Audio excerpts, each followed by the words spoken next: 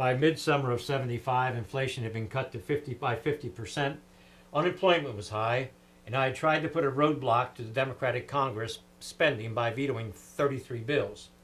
The Helsinki Agreement had been signed by 35 nations, which we hoped would ease East-West relations. I felt I was doing a pretty good job. I did too.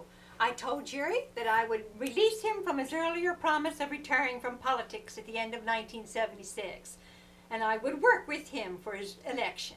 Well, with Betty's help, anything would be possible. And I do mean anything. On August 21st of 75, an interview my wife did with Morley Safer ran on the popular TV show 60 Minutes. All was going well until he suddenly asked, "What would you do if your daughter came to you and said, 'Mother, I'm having an affair'?" Well, I wouldn't be surprised. I think she's a perfectly normal human being like any young girl.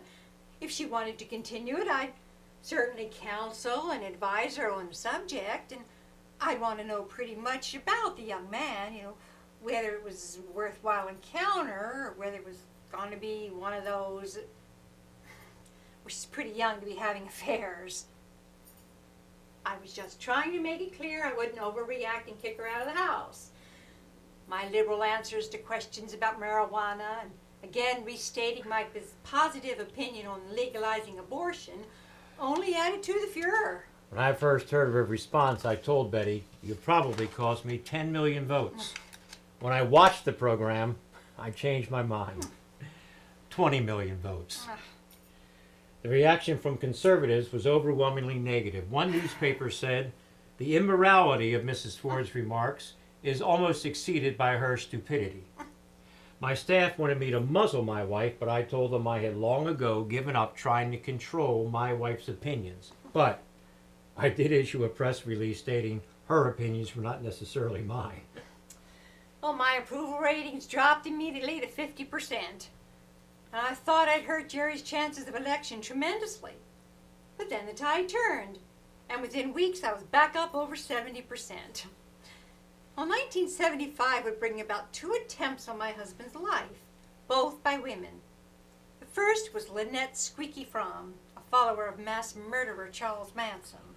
On September 5th, I was in Sacramento, California, working a crowd, and I noticed a woman in a red dress who really seemed to want to shake my hand.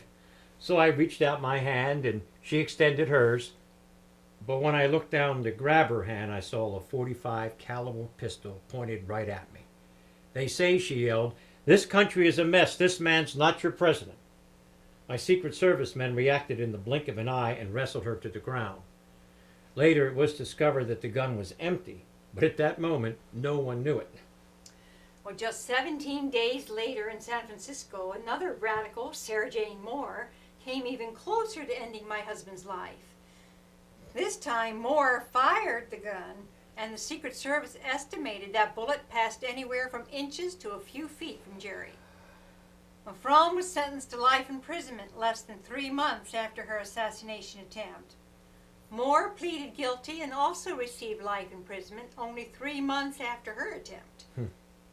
Jerry, it seemed that both of those women wanted to see you drop dead. And speaking of wanting someone to drop dead, how about this headline in the New York Daily News 5 weeks after that assassination attempt? "Ford to city, dropped dead." You talk about the things I said. This wasn't going to help you get elected. But I never said those words, and I was more than annoyed at that headline. New York City was near bankruptcy, and Mayor Beam expected the federal government to help them. What I said was, I do not think it's a healthy thing for the federal government to bail out a city. I mean any city that has handled its fiscal affairs as irresponsibly and as long as New York has. And I'm prepared to veto any such bill.